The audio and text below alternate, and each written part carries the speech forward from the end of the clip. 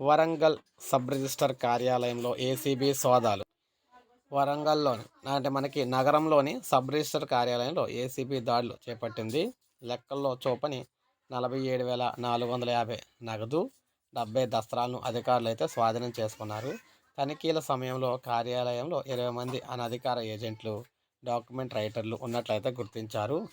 Document రైటర్ల cell ఫోన్లు, వారి PhonePe లావాదేవీలను పరిశీలించారు.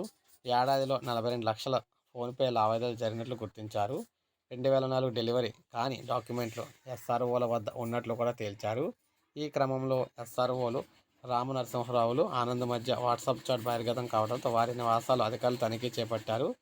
ఎస్ఆర్ఓల ఇళ్లలో 24.21 లక్షల నగదు, 820 గ్రాముల బంగారం, 2.6 కిలోల వెండి ఆభరణాలు స్వాధీనం చేసుకున్నారు.